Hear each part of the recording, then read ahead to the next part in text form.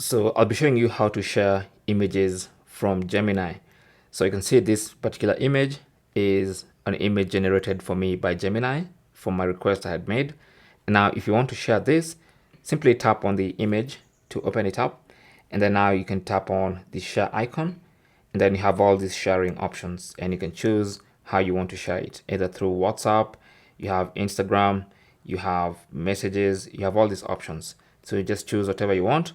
And of course, you can go for the more option page here and choose a specific application. Now you can also share using quick share.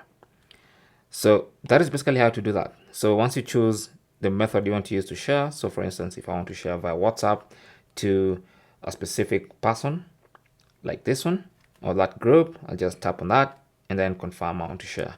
And that's it. It's really that simple. Thanks for watching. Don't forget to like and subscribe. And if you have any comments or questions, talk to us down in the comment section. Good luck.